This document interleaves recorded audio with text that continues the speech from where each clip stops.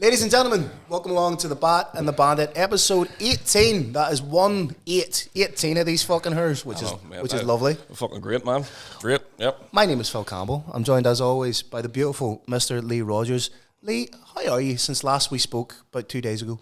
Well, fucking dead on. Here, Foy was on. That was good, wasn't it? That was good crack, man. That was our first guest, man. That was pretty fucking sweet. Do you know what? We're a pair of contrarian bastards because we said it's like, we're not going to do guests. It's too much trouble. Ladies and gentlemen, welcome Foy Vance. But no, that was really cool, and it was a different dynamic. The two of us sitting on one side, shooting across, which was cool. And fuck me, Foy's a character, isn't he? Oh, he's a fucking nutcase. It was brilliant. Absolutely, he was stoned to the clinkers. He kept forgetting what he was going to say. But in his defence, he could get away with it as an artiste, as you boys can tend to do. He would just look wistfully into the distance, and I'm looking at him being like, he's thinking something, so he is. And there's, what was it saying? And all I'm saying about that is, thank fuck I was paying attention, because that would have been... Because you weren't 100% either, to be fair. Thanks very much. No. I mean this in the nicest, but your memory and attention span is that. It's a goldfish. Where you're engaged in the conversation, but you don't remember the genesis of it. No, I don't know where. Yeah, that's what I mean. That's all I'm saying. I can't think where it fucking started. That's all I'm saying. So when he turned around and was like, "What was it saying?" I'd be like, "You were talking about capitalism," but it was just a really. How the fuck did we get the dead hookers from Coca-Cola? Were we not talking about Coca-Cola earlier? Remember dead hookers? What the fuck? It's a natural progression. It's a natural progression. Fair. Once you get the Coca-Cola, Coke Zero, Jesus Christ, stuff kicks off. Anyway, mate, how's your week been? What's been going on with you, mate? It's been good. I've been snowed in. Yes, up on the fucking hill there. Aye.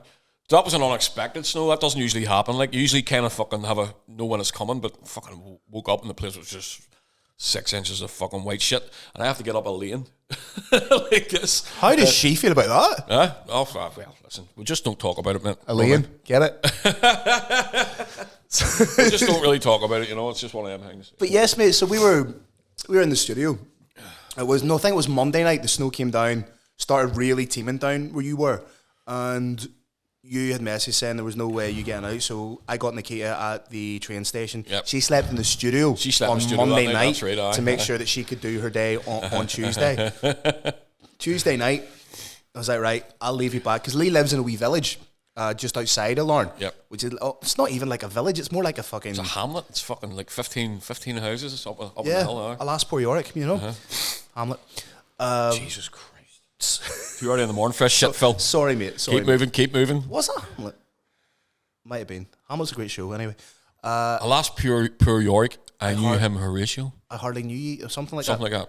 So I left Nikita up as far as sort of could. There's a big hill that goes up the yours, and I think I'm doing a great job and everything. But fuck me, Phil. You know, you're a great lad, leaving her up and everything. Lee comes down the hill to get her, and I was like, all right, lads, no worries. I go to reverse house. I'm fucking stuck. You're stuck. You were right outside the pub. Yep. On the week. So you had to give us a wee push, and then I went on my way. 20 mile an hour. I don't know if anyone's seen on my Instagram. 20 mile an hour down this wee fucking road. Mate, thank fuck I got my brake pads changed the week before, or that would have been absolutely fucking treacherous. Speaking of weather phenomenon and what the fuck's going on in the world, California. Have you seen what's happening? Fucking hell, the fucking Hollywood's wiped out. Mate, I seen a video yesterday. Do you think there's something in that? Before we get to that, yes, there 100% is. Yep. But I seen a video yesterday, and it was a girl driving through a tunnel. Mate, it looked apocalyptic. So she came through the tunnel. She was panicking. Yeah. I seen this as well. She thought she was going to get through the tunnel through to safety. Back in the fire. Your side. Slap bang into what can like an apocalyptic hellscape. Oh, why? Is what it was, and it didn't look. If somebody had told me that this was a scene from a movie, a found footage style movie, I would have believed them. But Hollywood is quite literally and metaphorically burning. Now, the biggest, again, with my tinfoil hat on, the very fact that the Hollywood sign is burning, is that indicative of a societal shift? Is that indicative of a great civilization that was once being built up, then again descending and dissipating as great civilizations do? What do you reckon? Well, didn't they say that the fucking whole thing with the Hollywood was that if these are started purposely, on purpose, right? They're trying to get rid of something. in that area. Yeah. They're trying to fucking clean that area for some reason. It's a cleanse. It's a cleanse. Now, again, like, but why? You know. Well, look at Pompeii, for example. You know, there has to be the death of a few for what do you call it, the greater good, or is this a case of them trying to fucking burn and bury? Now, if you think about it, like, Hollywood, as it's starting to come out, we're being drip fed information about Hollywood, and I think the start of that was maybe the whole Weinstein episode. Oh, he was a cunt. He was a horrible bastard. Just a horrible, degenerate cunt. And the thing is, obviously, I have difficulty sometimes compartmentalizing the artists from the art and things like, and associations that. So there are movies that I fucking love that I can't really watch in good conscience anymore. Exactly. You know, anything by that Miramax studio. That was all him, wasn't it? Yep. You have the likes of Dogma. Fucking Pulp Fiction and all. Dogma is one of my favourite movies. Brilliant movie. Kevin Smith, absolutely. And I think he also had a hand, Weinstein also had a hand in Good Will Hunting to some degree. And that's one of my all-time favourites. But yet you feel a little bit, you almost feel like you're complicit when you're watching it. But mate, if you think about Hollywood as a fucking entity now, the likes of the whole fucking, like, the P. Diddy stuff is the tip of the iceberg. There's also an argument to be made. Are they throwing the black guy under the bus first as well as a sacrificial type lamb? Well, do you know what I mean? Well, yes, but also he's as guilty as fucking sin for all that shit. Without a shadow of a doubt. But I'm saying he's not the only one doing it. No. There's probably fucking old white executives and shit all up to that. Have you seen the shit, the whole underground city under LA? The highways that the elites kind of. Like, this isn't conspiracy because it's fucking it's found. like a fucking necropolis, basically. And it's underground, and it's how they're getting from A to B with whatever the fuck they're doing. Well, sure, it came out that there was a secret tunnel between. I'm not going to say P. Diddy because that just fucking infantilizes it and makes it. Something like, between him and Michael Jackson, was it? There was Sean Combs is his name. Right, okay. Sean Combs. There was a secret tunnel between his residence and Michael Jackson's residence. Fucking hell. Now that's proven. And also, I think it was. What was that for? Mate, let's not fucking speculate because you only put your own head away. But Sean Combs' attorney, it was either last week or the week before, in court, a document was read out. Yeah. His attorney got up and just fucking walked out.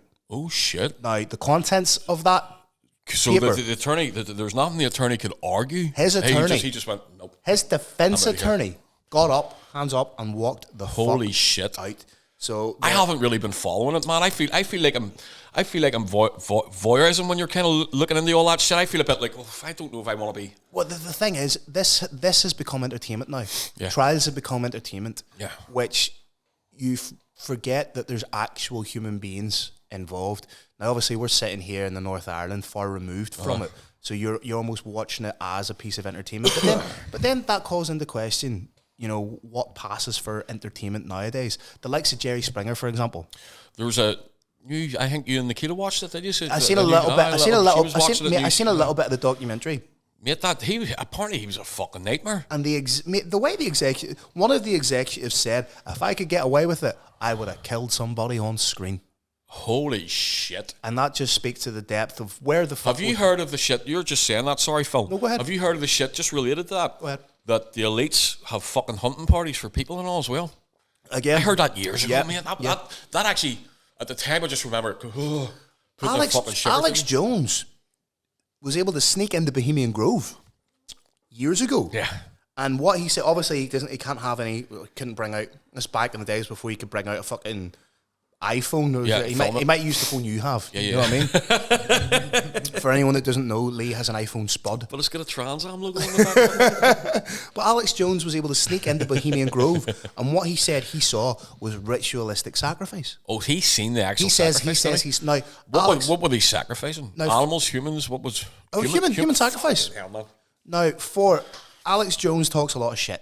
Yeah. However, within that whole scope of shite he talks, there have been 10% of it or so has been fucking true. Right. Do you know what I mean? So that. But the thing with Alex Jones is he believes everything that he's saying at the time. But there's also a little bit of him playing a character.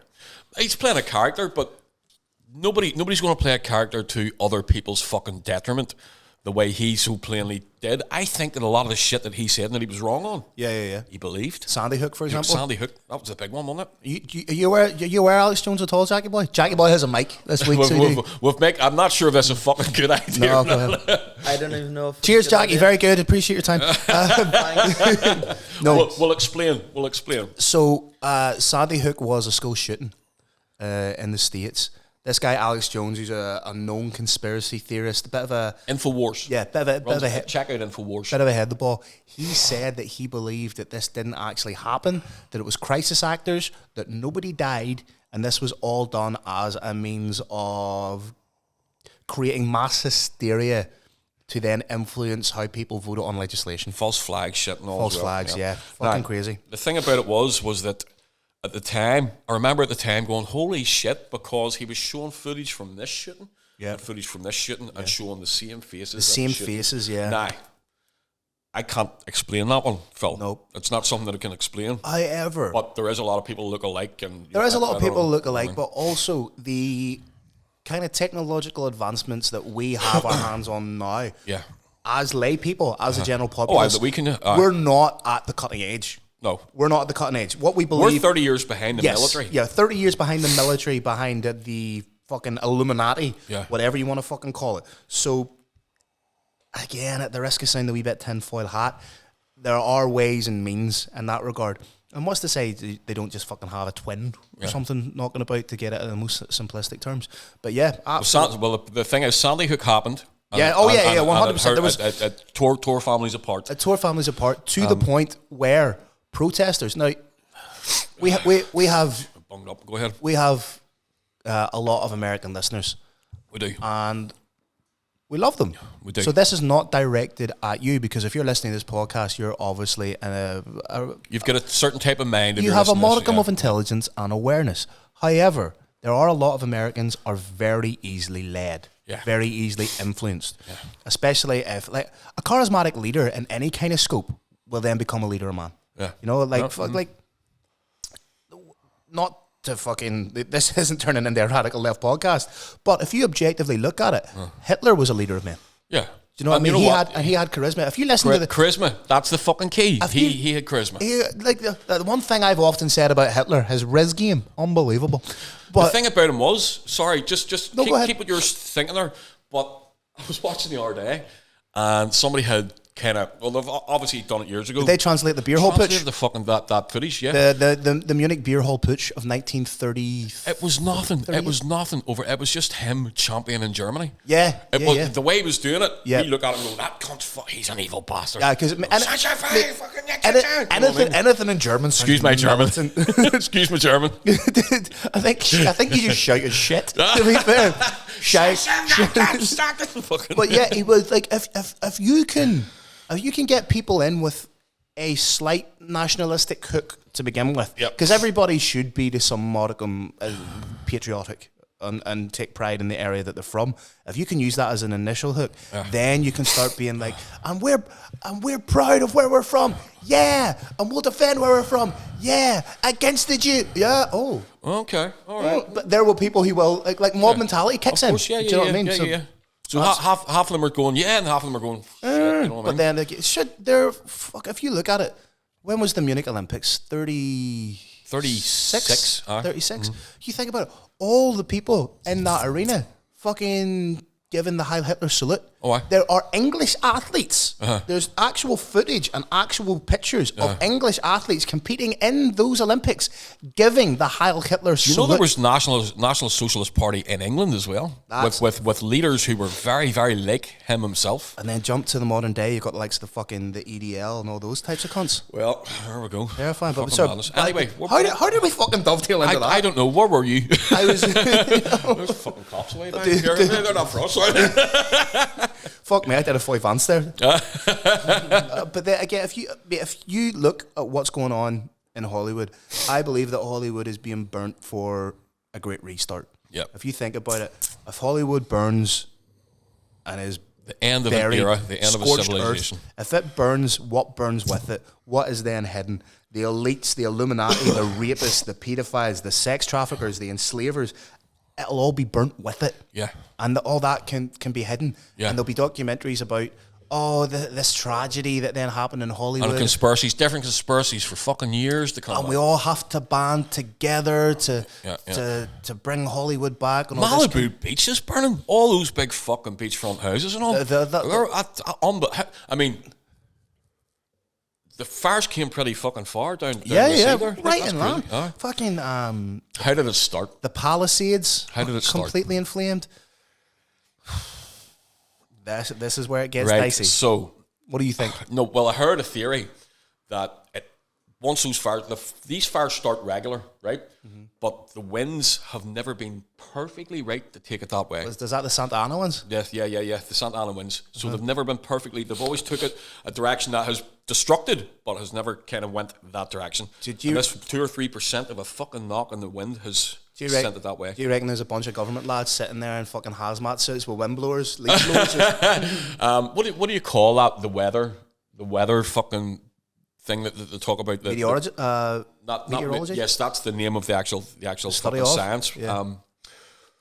I can't remember off the top of my head what the actual name was that they gave the conspiracy side of it, that they're creating weathers and able to create winds by doing certain things. Well, there was cloud seeding and shit like that. Well, there was that conspiracy a couple of weeks ago about the fog over here. That's right. The fog, it was everywhere. I was all over America and all as well. The fog was man-made to make people were saying it smelled a chemical in it and it was making them sick and shit. Now, as a man who knows what chemicals smell like, from Dallance's back, it smelled fucking back in the day. Aye, but it smelled like fog.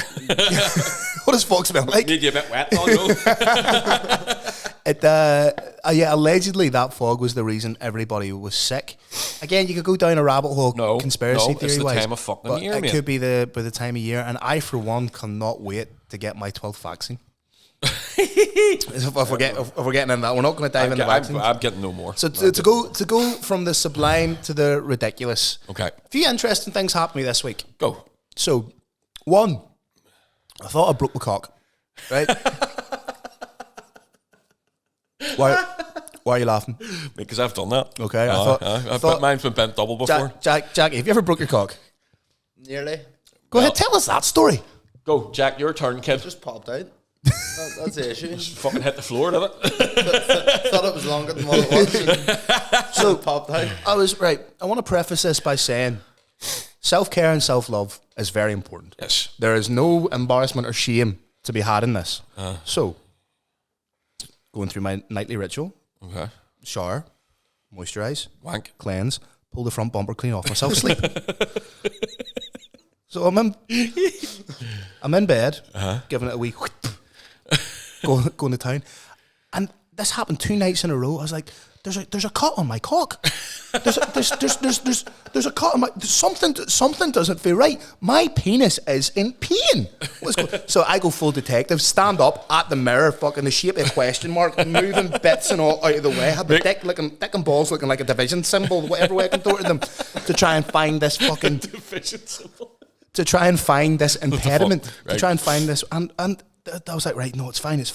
Second night comes, literally, going to doing a little bit, I've put on some "Let's Get It On" because I like to have a wank the music. So I've got the lad in my hand, and it happens again. And I'm like, there's like, I've scratched it, or I've done something. You looking for a Ragnall, though, were you? I thought I'd like, because it really hurt, and then. It dawned on me when I was in the gym yesterday, not masturbating, I was in the gym, I was like, that's the fucking calluses on my hand, they're doing that. Like wee razors are in there. Mate, I've got like wee fucking, anyone who does a wee bit of lifting will know that you get calluses on your hands from lifting, and occasionally they'll kind of get a little bit. Was that catching? I was catching on my penis. Slicing it? That's what was going on. So now I have to develop a new system of how to go about it. So just, if anybody has any suggestions or how to go about it without hurting myself. Moisturizer. Do you know what I was thinking? But you would have to start now, mate. Do you know what I was thinking? Maybe getting like a pair of those gloves that you use for tattooing. I'll never be able to use any gloves again if I think you've wanked them. Well, not the ones I've used. I'm not putting them back, Lee. Doesn't fucking matter. Jeez, I've been thinking about, every time I pull them on, I've been thinking, fucking Phil, pull the prize on, pull the thing himself. Phil gets the pink ones, you get the black ones. I pulled them on to pull myself off. How's your penis? Mine's good. I nearly broke mine properly. Hi. a while ago. Like fucking bent a double. Oh, like fucking, Snippy Snap? Like that. And it was fucking, see when I say it was purple and black, man, it was fucking, couldn't even look at it. If you looked at it, it was just, it was sore. You know what I mean? But properly, like, fuck, I was out of action for like a month and a half or something like that. I mind the first, and I think it's the only time I broke my banjo string. Oh, aye. Now this is, we've gone from conspiracy theorists about the social elite in Hollywood to breaking your banjo string. Which for you, so those of the other half of the population maybe doesn't know what that is. For the two women that listen to the podcast, there is your man, your sister. It's going to be good. Love you, Mom. There is a little, I don't even know what it's called. There's like, so imagine, there's a little tag of skin. It's like a wee line of skin between your knob and your fucking shaft and the rest of you. Yeah. And if it's overused with vigorous activity and copious amounts of friction, 3 days in on the gear, it can or whatever. Like, it can wear away a wee bit. Oh, it can split. So it can, and it bleeds like fuck. So this is before I knew what it was and that this could happen. It happened to me. And I was too scared to tell anybody. I thought I was holding the tip of my cock on because I thought this held it on. I thought if I let go, it's just going to go. Ah! So I didn't know what was going on. But this is before, like, you know, playground chat or like chat with your mates that, you know, this could be. So I thought I was the first person in history that this had ever fucking happened to. And the degree of fear I had, my Google search history was just about 10% weirder than usual when I had to check that out. But again, I'm trying to tell a 15, 16-year-old boy not to have a go at himself. Oh, aye. It's impossible. You know what I mean? That was. You'll always find a way. That was the hardest part. Man, I remember having to tell my dad. I had no clue what to do. I told no one. I had to tell somebody, mate. I had to tell my dad. I think I've got crabs. What do you do here? And God love him, one woman all his life. He didn't know. He was just like, he's like, we don't. Said, what do you mean crabs? I said, fucking I was 16, by the way, not recently around. And I said, I think I've got fucking crabs. How the fuck did you get them? You dirty wee cunt. I remember him saying, you dirty wee cunt. How the fuck did you get them? Sympathetic. Don't you be fucking sitting in that settee all that there, you know? Pouring petrol on it. Aye, all the fucking legends that go around crabs, mate. You know, you can fucking burn your fucking sheets of your bed and all. 16 years old, standing there, Dad, what do you do, bud? I get you shampoo, get that shaved off. And a big razor. You know what I mean? And at that time, it's not something that dude's done. No. And I remember having to go to this Christmas party, right? And having to go for a piss. Wait, fresh shaven dick on you? Fresh shaven dick, mate. I was fucking so worried because I was standing there at the urinal room with back to the other lads. Turned into the corner. I in the corner, thinking to myself, he's seen that. He's going to think I'm a fucking weirdo. Just smooth. Just like, nothing there. The boy, 16 years old. You just didn't do that shit back then, you know. The boy beside you hasn't seen anything. All of a sudden you just turn to him. I do have pubes. I shaved them off because I had crabs. Have a good night, mate. Any ease? Fuck's sake, man. Another interesting thing happened to me this week. Completely unrelated to my penis. So I love candles, right? That's so fucking brilliant. Go. So I love candles. This is one thing about me. Like I love a Yankee candle, clean cotton, the bees, but just candles are very soothing. Right. Do you know what I mean? Yep. So my wee mammy, Rosalind Campbell, love her to death. She's brilliant. She's a reoccurring character on the podcast. She's fantastic.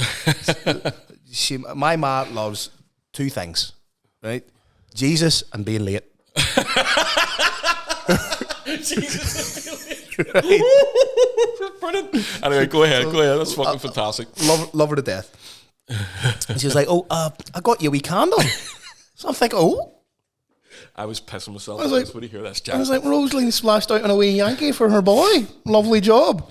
So I called up to her. I had a few things to do for her in the house yesterday. So I'll go up and do a few bits and pieces. She was like, "Oh, come out, I'll get you this candle."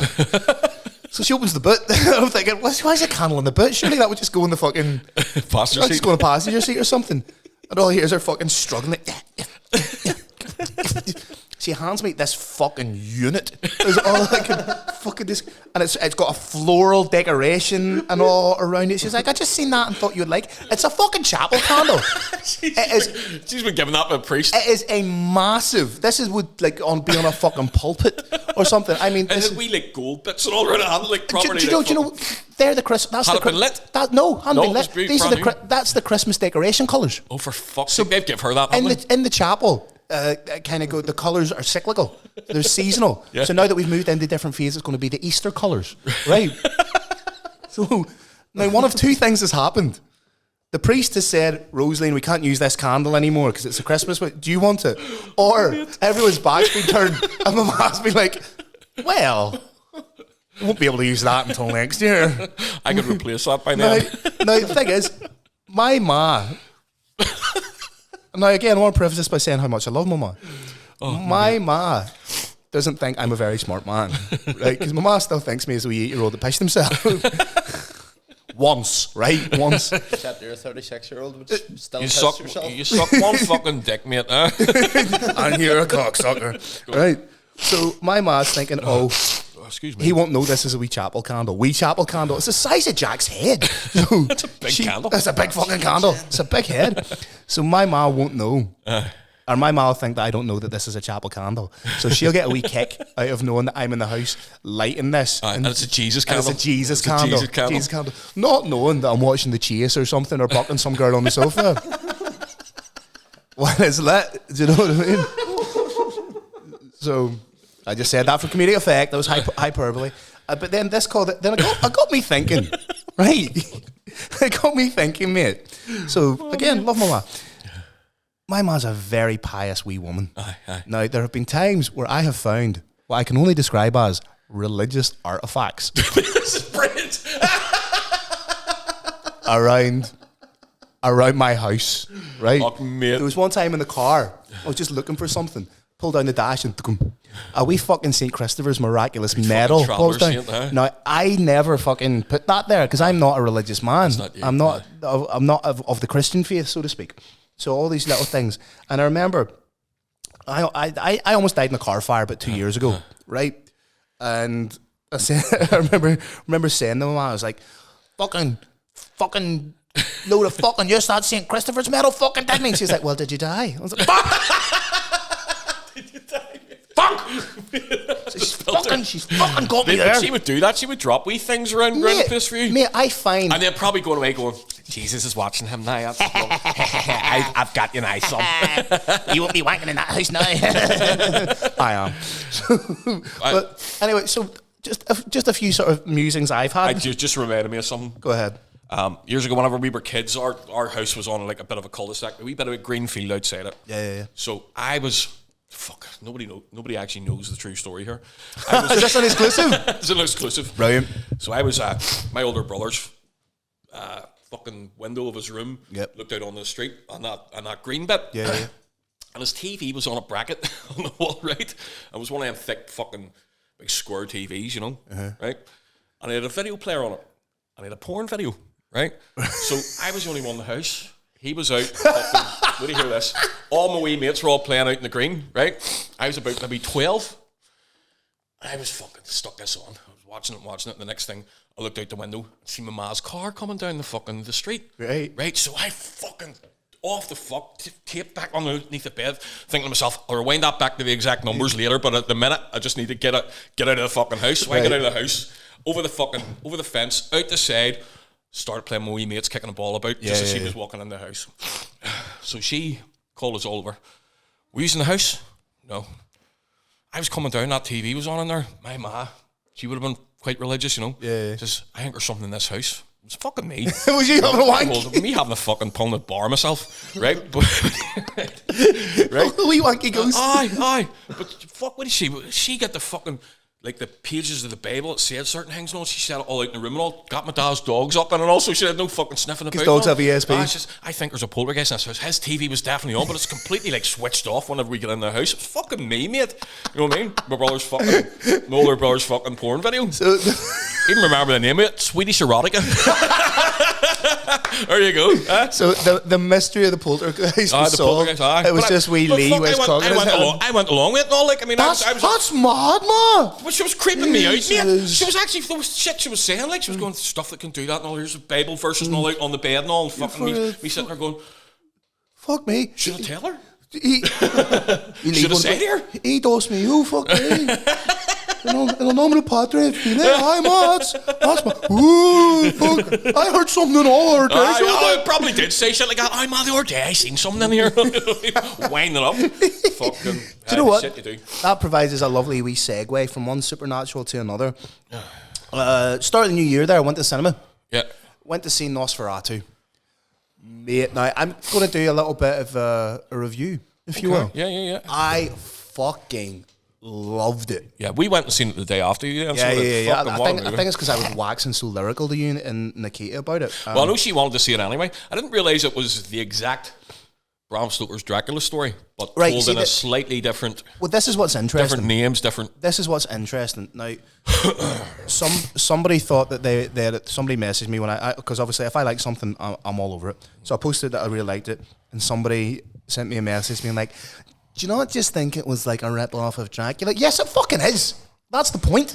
That is. There was a reason for it, but they wanted to tell that story, but there was they couldn't tell it because of. So F.W. Murnau was the guy that directed it, right? So he wanted to have. So he's a big fan of Bram Stoker's Dracula, which was written in 1897. Bram Stoker's Dracula is a literary classic, absolutely amazing.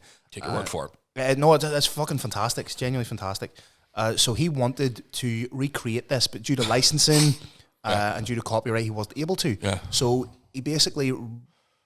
It was written Nosferatu, which came out in 1922, and he just changed. Jonathan Harker was Thomas in Nosferatu. Thomas Hutter. Thomas Hutter. Yes. Jonathan Harker. Yeah. So it is pretty much a like for like, but he had to change a few things. And he also wanted to make it because he was German, so he wanted to make it more accessible to a German audience. This is back in the day where cinema wasn't necessarily global, so you were making movies just for like regional, the like area that. in which you lived. Yeah. So he set it in Germany instead of Count Dracula. It was Count Orlok, but apart from that, it was pretty much like for like. The Bram Stoker was dead by this time. Right. However, his widow sued them. Right. And won. So a judge decreed or a judge ruled that all copies of it. This back in like 1920s, everything was a wee bit more dramatic. It wasn't cease and desist. He decreed or ruled that every copy of that tape had to be burnt. Right. However, a few survived. Yep. And well, thank fuck they did, because then did you watch the old one? Have you seen the old one? 1922. Yeah. Mate, it's scary as fuck. It's creepy, like. It is so creepy. It's a silent movie. So, and what they're able to do with this back in the day before any kind of fucking CGI or anything like that, what they're able to do to create the atmosphere and the foreboding in it is absolutely fucking brilliant. But yes, then the guy Robert Eggers, huge fan of it, the director, he remade it. Yeah. And mate, it is fucking amazing right from the get-go. And another interesting point is the 1922 version and this version were both released pretty much exactly 4 years after a global pandemic. 1922, 1918, the Spanish flu. Think that was purposely done? I don't know if it was purposely done, but you can kind of the 2020, what was released in 2024 in the States, it's still like you can almost, there's a paranoia about it that has become sort of deeply ingrained in our society, and I believe fucking like the urban legend shit. I believe the movie reflects that degree of paranoia that has then come with sort of the pandemic. But mate, it's just the dialogue and the way it's written is set in 1838 or 1848. That wee man's voice, fucking fantastic. Right, you see if you Bill Skarsgård, who's Pennywise. Yeah, he's also the Eric Draven in the remake of The Crow. Shite, but he's good in it. He's unrecognisable. Oh, why? Absolutely unrecognisable. You see, if I didn't know that was him going into it, I wouldn't have known. He plays the Dracula counterpart. I didn't know the after it was him. Count Orlok, yeah.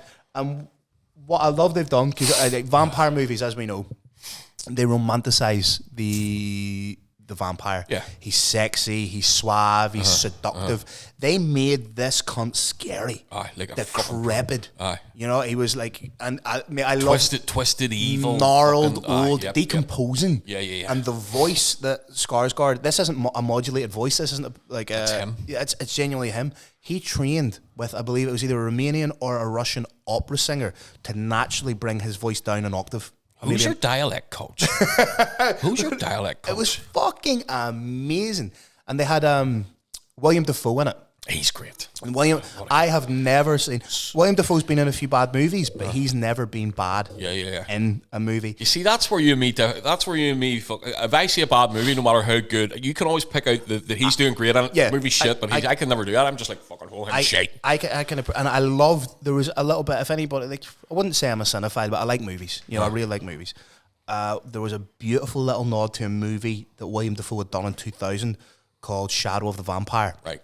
Where and it's almost like a fictional account of the making of Nosferatu. Okay. And in that, he plays Max Schreck, the guy that played Nosferatu. Right. So he was, yes, the original one in the 20s, yeah. And the kind of the story... Max Schreck. Max Schreck may sound familiar to Batman fans because that's the name of Christopher Walken's character in Batman Returns. Fuck, so it is. So I'm just throwing that out. Why did it do that? I think, well, Tim Burton was the director. So it was a nod to him. It was a nod to that dark. Tim Burton obviously being the dark gothic noir type movies. But the thing about that movie, Shadow of the Vampire, was that William Dafoe playing Max Schreck. The whole thing about that was the cast and crew began to think Max Schreck isn't an actor, he's an actual vampire. Right. So it was just fucking brilliant. But from start to finish, the wee woman in it, Lily Rose Depp. Johnny Depp's daughter. Johnny Depp and Vanessa Paradis. Do you remember her, the singer? Oh, yeah, the French girl. Joe Taxi. She had a famous song called people in my generation will know this. The Generation X, Joe Taxi was like a famous hit that this beautiful French mold on, but that's that wee girl's man. And I initially going into it, I was like, right, nepotism is alive and well.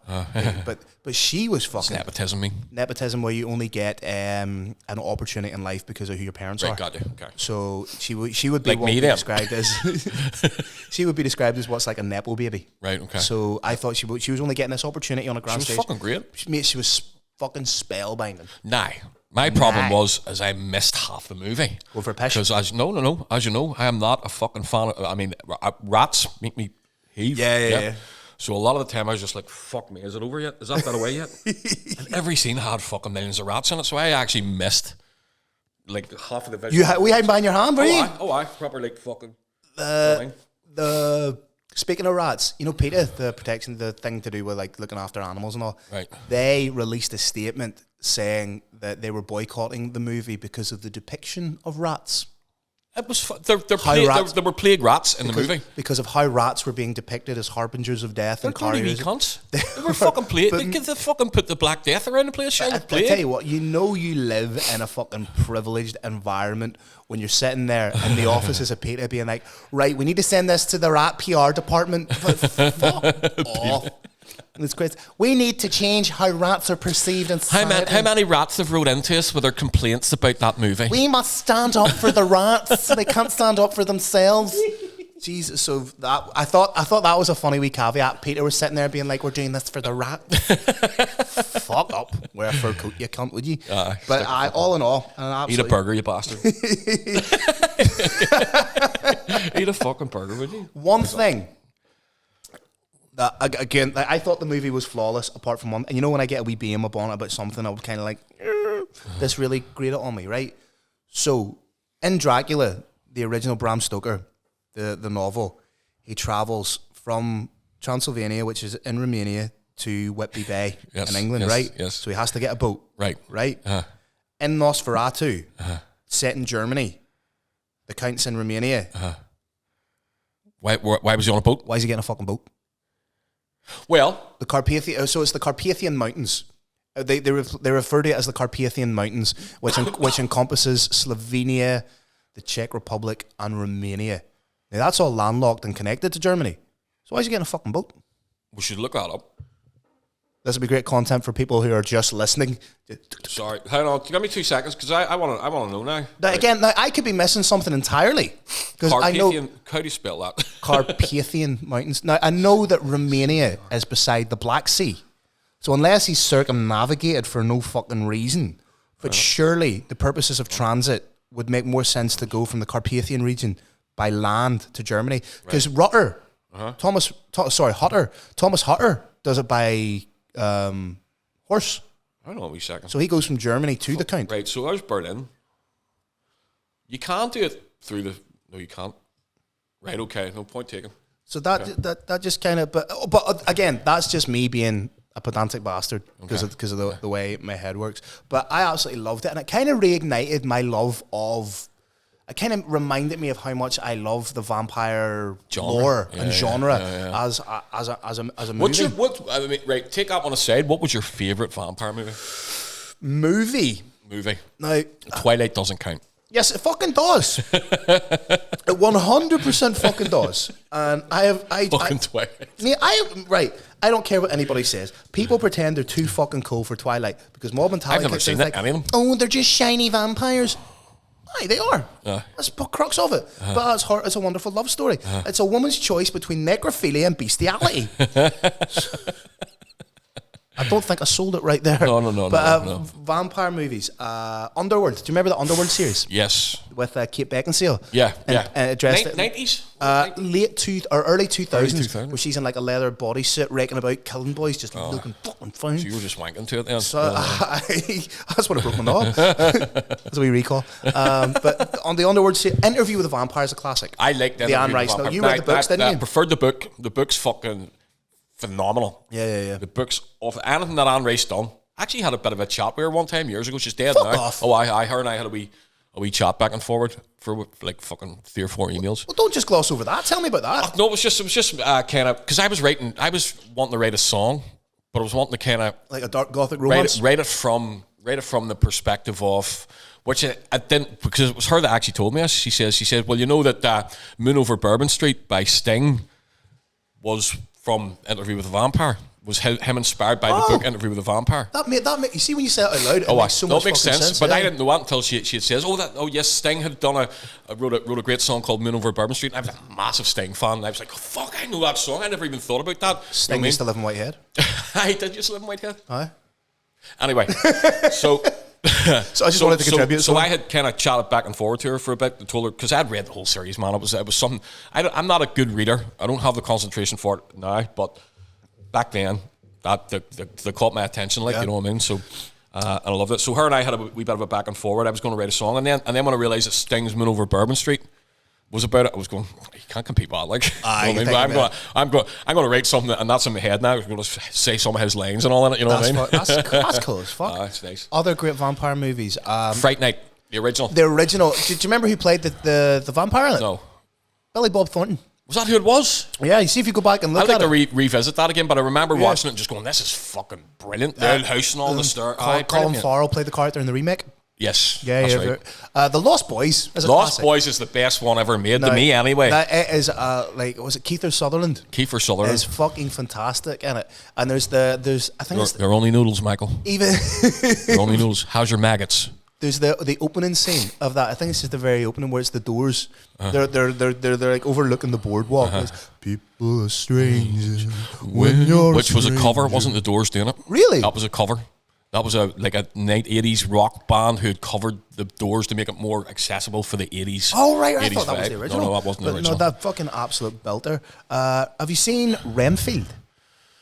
Do you know what? That was your wee man. It was out of Nicholas Hoult. Yeah, he was in that movie. And he was in Nosferatu. Yeah. Where he played Dracula's manservant, if you will. Renfield. Very good. Dracula was fucking Nick Cage. Nick Cage. Yeah, absolute belter. Another great one. And we'll move on. We'll move on after this because we're ripping the arse out of the whole vampire. So decent mileage out of that. Yeah. I think it was 1992. Francis Ford Coppola was the director of just Dracula. Gary Oldman, Keanu Reeves. That was great. Who else was in that? Tom Waits. Was Winona Ryder? Tom Waits was in it. Winona Ryder was the girl. Tom Waits was Renfield in it. Yeah. Master.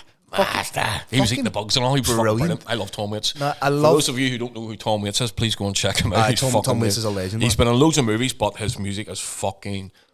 But I loved that Keanu Reeves was in it, and Keanu Reeves just plays Keanu Reeves in it. So he played Jonathan Harker. Everyone else is putting on an English accent. He comes in... whoa, I'm totally from London. Is that like a vampire, bro? It's the 1800s. Aye, is it, mate? Fuck's sake. But so basically, what I'm saying is, Nosferatu is a fucking great movie. If you get a chance, go and see it. Also, let us know your favorite vampire-oriented movie, because it's when I did a wee bit of a deep dive on it last night. Are you back into horror movies again at the minute? Mate, I am. Yeah, I am. I don't know what it is, but I've sort of I think horror movies are slowly getting better. Yeah. Because don't get me wrong, there's a lot of shit, but you see a genuinely good horror movie, it's a work of art if it's crafted, because there's not that many jump scares in Nosferatu, but there's this constant sense of unease. This heaviness just sitting over the whole thing. I don't know whether... Now, the cinematography by a guy, Jaron Blachky, the cinematography, it's shot beautifully. It is, what do you call him? Jaron Blachky. Are you? Or Jaron Blachky. Are you? The way it's shot, it just looks beautiful, and that draws you in. It almost settles you with the way it looks, and then the score is really, really heavy, and then fucking just it's magical. So really, I can't say enough good things about this. I've listened to the same podcast about it 6 times. Yeah, that's how much I enjoy it. Anyway, so I'm keeping you. You've got to go and do stuff. So we fire off with a quick wee bit of listener questions. Yes, go ahead. Go ahead. How long's that? How long have we done now? I don't know. Jack, 53 minutes. Just under that, because sure. Phone rang. The phone rang. We had a false start earlier on there. Somebody trying to ring my fucking studio at 8:30 in the morning. Where's up? People who get tattooed are not up at that time. I know, but the fucking message all night. No, they must be sitting on the gear on fucking Saturday night off their fucking tits at 3 o'clock with their mates going, here, Mum, we'll get down and get a tattoo done during the week. I love a tattoo, mate. Big Dave Taylor, opinions on all the UAPs, UFOs recently. That's more your domain. Right, well, listen, I'm going to let you fucking take that. I think there's man-made shit up there, but I think they're keeping an eye on, because there is ones there that are documented property, that are plasma, or it's just moving colour and fucking, you know what I mean? I don't think that's us. I think the fucking mechanical ones are us. I think they're up there watching these things, watching whatever the fuck's going on. Now, the thing is that over the years, whenever somebody has launched a nuke, try to launch it into space, right? There's been things that came and wiped out the fucking silos to stop it happening, to stop the launches, right? There was a fucking theory that there's a suitcase nuke was on the ground somewhere on the East Coast. Yeah, that was a couple weeks ago, wasn't it? Yeah. And it scrambled everything. Now, it makes sense that if there was something keeping an eye on humanity, because you send a nuke into space, that's going to repercuss like for fucking light years. Yeah. Do you know what I mean? That's not good for anyone that's out there. So my thoughts is that both humanity and whatever the fuck this other thing is have been looking for this suitcase nuke. I'll be honest, it's not something, full disclosure, it's not something that I gravitate towards. It's not something that really has a pull for me for some reason. No, but that's fucking fascinating. It's part of that paranormal thing, man. It's just fascinating me. I know you like the paranormal shit on the other end of the spectrum, but for me, it's the all the way across. You send me reels about stuff like this, and I just you can tell I don't watch them, because it's a 3-minute reel in 2 seconds. I'm like, oh, that's amazing, man. I know, and then I go, that's a cunt. Who the fuck? I sit and fucking watch your fucking 4-minute reels and all, listen to your 4-minute fucking voice messages. Do you know what I mean? Fucking messages you back 30 seconds after sending them a fucking 2-minute voice message going, I made dead on, no sweat at all. What the fuck? Moving swiftly on, another one from Big Dave. What's you big cunt? Let me see. Hey, fucking look at this fucking. Here's that guy. Like, look at him. All right, here. Listen, I'm a nice person. Big Dave again. What secrets are in the Vatican vaults? I reckon. Well, so the fucking Crusades went across the planet because they were trying to wipe out the Knights Templar. They were trying to wipe out the. During the Crusades, because the Crusades were against the Ottoman Empire and fucking the Islamic fucking hordes, you know what I mean? Yeah.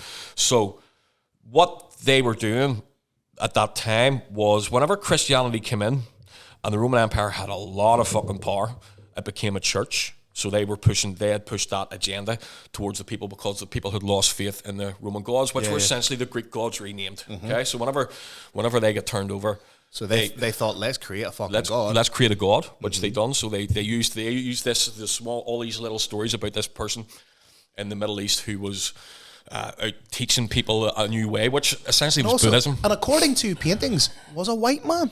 Yeah. Okay.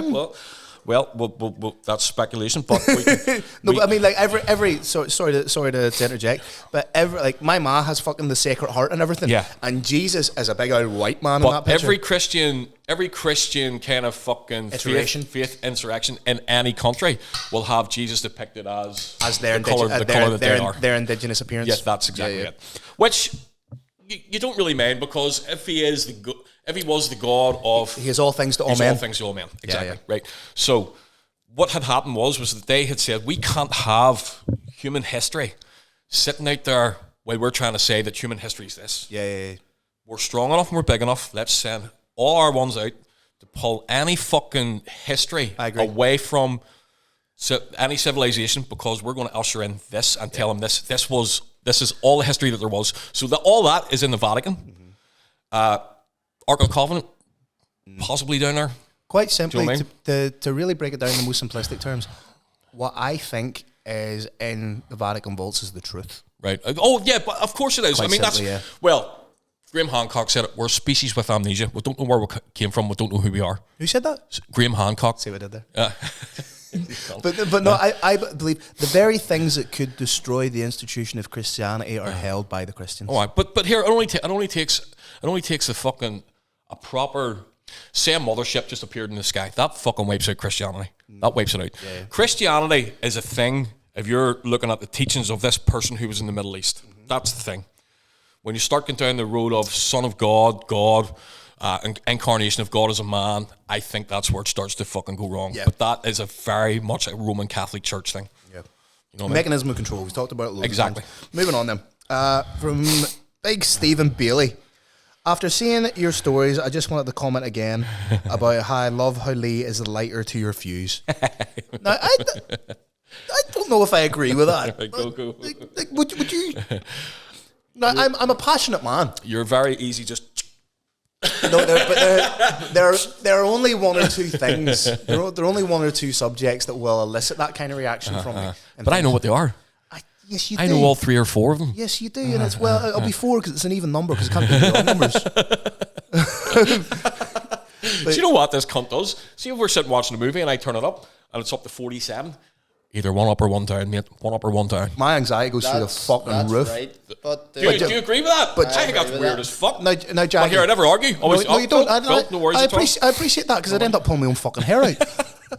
Tell me, Jack, how do you feel? Now, people say to me... I'm sitting at 47, I can't watch this movie no more. That's 100... I need to leave. People say to me, I can only deal with odd numbers or multiples of 5. Well, that's not... What do you mean, even numbers and multiples of 5? You can't have that. That's 2 fucking diametrically opposed numerical fucking values.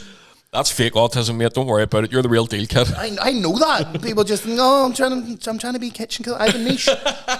Fuck up. And you don't even listen to that band. You're wearing the fucking t-shirt off. You cunt. Anyway, Jackie, what I wanted to ask you is, like, you're saying you're the same, but can you have it on 25 or 30? No. Thank you, Jack. You're as fucking worrying as I am. It's like in the car. Every time I was in the car, Joey, I always put it on an odd number just to piss me off. Oh, mate, I crashed the car just to make a point. I was ready for crash. I'd stick it in a fucking ravine. And the worst thing about the car was the highest number you could go to was 63. Why 63? I would torch that car. I'm going to have... I'm going to have to go... when I'm leaving... These are 2 wee weird bastards. I'm going to have to go to my car and put it up full volume to see if it goes to an even or an odd number. If it's an odd number, I have to get rid of it. Why would you do that to yourself? Because I need to know. I need to know. Anyway, Stephen J. Bailey again. Also, zombies. Discuss. I don't know. I have nothing. Now, do you want the history of zombies? Would you like a quick overview of where it started in the Haitian voodoo fucking culture? Yes, please. Well, there was a certain toxin that they were able to put into a person. Right. Which fucking lobotomized them, made them complacent, or whatever. Complacent? Yeah. Or both the same thing. So like they were from Lurgan? Yeah, so from Lurgan, right? And then they would have buried them. And then they would have brought them back up. Exhumed them again? Yeah, exhumed them again. So they would have lay there dead for fucking days, like their heart just maybe beating just a tiny bit, just enough to keep them alive, but whatever toxin put in them appeared that they were dead. So this is so that when they dug them up, they come up and they got them up and they were just like... And they did whatever the master wanted. But that's a Haitian voodoo thing. Fuck. And that's where the zombie thing started. I didn't fucking know that at all. I do believe if there is... and maybe it's the influence of movies like 28 days later, 28 weeks later. I do believe that if there is to be something like that, it will be man-made. It'll be man-made, but it'll be a fungal thing. It'll be virus. It'll be fungus taking over. I don't think it's. Do you think instead of viral, it'll be parasitic? Parasitic, yeah. I think it'll be a parasite driving. Yeah, it'll not actually be you. You know what I mean? But there you go. Here's a quick question about zombies. Go ahead. Do you think they'll be smart or dumb? I think they'll evolve. They'll start off dumb. I think they'll start off that fucking just Night of the Living Dead, limping. Eventually, I think they will evolve. They'll become... Now, this would happen over the space of a couple of 100 years. But eventually, But for evolution to happen, it has to go seed to egg every time, which is going to be impossible for that. You know what I mean? It's not... Do you know what I mean? I think physiologically, it's impossible to have a fucking Hollywood zombie. I don't think that's a thing. Yeah. Do you know what I mean? I think when you look at it, you have to look at it from that dark occult side of things, that kind of control mechanism. Jeffrey Dahmer was trying to fucking make one, wasn't he? Yeah, my cunt. I think they would. I think they would evolve. Cause I don't think they're again, I don't know the science about it, but I would like to believe. Well, I wouldn't like to believe because it'd be fucking scary. A zombie would have the capacity to learn rudimentary things, like things like, you know, the animal instinct kicks in. You know, the way that animals know how to corner their prey, something like that. Yeah. Things like that would happen, and then they would evolve. Question from the Mad Hatter's Workshop: what's the obsession with Batman? Is he not just a spoiled rich kid in tights and a rubber suit? Lee, I'll let you take this one. First off, fuck you. Right? I will find out where that workshop is and burn it to the fucking ground. And I will dance upon them embers. I think from what I've learned from Phil over the years is that he's a lot more as a beacon of kind of. Go ahead, Phil. I'm scared of saying the wrong thing here, for fuck's sake. Genuinely, and again, I might be getting overly analytical about the whole Batman mythos, but for me, Batman is essentially the story of a young boy who had the worst possible thing happen to him that you can imagine at that age, that being both his parents being murdered in front of him. From that moment on, he made a conscious decision to do everything he can and everything within his power to prevent that from happening to other people. Okay. And that's what it breaks down to for me, and that's the way I choose to interpret it. But that's... Plus, yes, he's a billionaire, but he is also just a man. Flesh and blood, which I think makes his crusade against criminality all the more endearing. Cool. Richie McGuire, why didn't Batman just get... Fuck me. Richie, I don't give a fuck that you've been doing jiu-jitsu for 4 weeks. I'll fucking chin you. Right? Anyway, Richie McGuire. Why didn't Batman just kill the Joker? P.S. Love you headers. Well, actually, the way that the Batman Who Laughs was created was by Batman killing the Joker, then the Joker releasing that toxin into the Batman and him becoming the Batman Who Laughs. So, you know, if you're going to make shit up, just you make sure you know your fucking literature, bro. Richie McGuire. We jokes, Richie. Love you lots, big man. Great question. Last one from multiple-time Irish MMA champion Dom the Bomb Rhodes. What do you find most challenging about your jobs? So you go first. We'll talk musicianship and tattooing. Okay, so musicianship from... there's a lot of shit around being a musician that is not you just being a musician. You know what I mean? Beyond your control? Do you know what I mean? There's a lot of factors. Do you have to relinquish a lot of that then to other people? Other people kind of are in control of it and stuff like that there. And you know, there's things that you gotta do that are against the grain like what? of your type of music. Just even the social media. Oh, sorry. I try not to suck dick, but the social media side and the things, the smoozing among people and the showing up at things because certain people are there to be seen, to be there. You know what I mean? And it's quite. It's fucking. You know what I mean? That side of it. I love touring. I love the tours. I love the tours when I'm on the tour bus, on the tour. But the going to and from. The going to and from, and the kind of the things that you kind of do in between just to keep yourself or push yourself to relevancy or keep yourself relevant. It's a weird one. Yeah. Tattooing, man, I love tattooing. It's the number one thing for me, as we spoke about the other day. Yeah. And you know, the hardest thing about this probably is the hardships of some of the people. that you have to sit with, and because there's people here that have lost their kids and stuff, and you know what I mean, and it's there's people here just getting stupid tattoos, and it's great fun and it's good crack, and you make friends, and you make allies.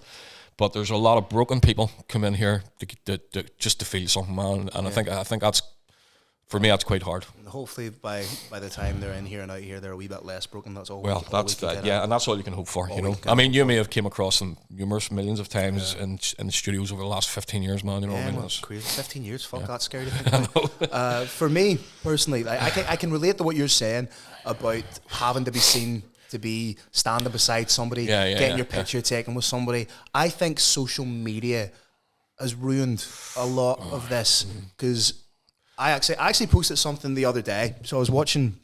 I'm going to come out here, right?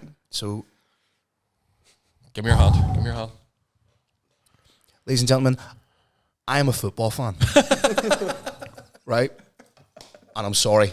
I didn't want to have to do that. That's not what I thought you were going to say. That's not the one. Anyway, go ahead. Go ahead. So I'm a massive football fan. I love football. I always have, but I just don't like other people that like football. So I don't. What? I don't like other people like football. So it's cheeky. See if we see somebody with a top on, it's a wanker. Well, think about it. You're running about with a football top with another man's name emblazoned across you. If that man ever meets you, by rights, that man should be allowed to fuck you if you've got his name on your back. It's fucking weird. Or I'll see people in a football top, and I will be a dick. I'll be like, I do not recognise you from the team. Anyway, but back to my original point. There's Ronaldo. Ronaldo. Anyway, but what I noticed, I was watching Sky Sports News, which is a rolling sports channel to do with like the football headlines, and they had a panel show, and the three panelists, experts, if you will, were three TikTokers. Shit. Right? That's where we're at. Yeah. That's where we're at. But these three, and they're maybe 19, 20, 21, they're giving their opinions on matters that in the same way, my opinion is just as valid as their opinion, but yet because they have X amount of followers, they're able to, like, that adds greater value. The influence, to mate. It's the influence, isn't it? And I hate that. I hate it with a passion. But I also hate that it's sort of corrupting my industry and the industry that I love. Because I love MMA, I love broadcasting, I love being a commentator.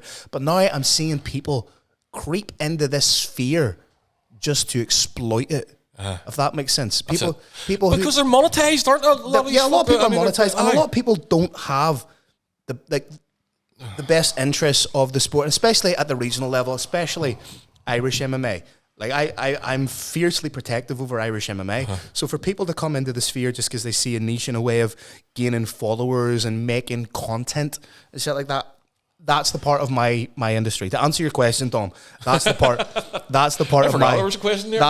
of my industry and my job that is the most challenging, to try and to some degree make peace with that. But it's a very, very, very small part of what I do, and I love what I do, and I still feel very grateful. I don't feel lucky to do what I do because luck doesn't happen by accident. As Floyd Vance said last week, the harder I work, the luckier I get. But that, I think, anything. What's the rest of your day looking like, mate? What are you? I'm heading over to the Ink Castle in Belfast here. There's no point in fucking. I was no point in me even saying, "Come on over and see me," because this will not go out to the tomorrow or fucking Sunday, I'm sure.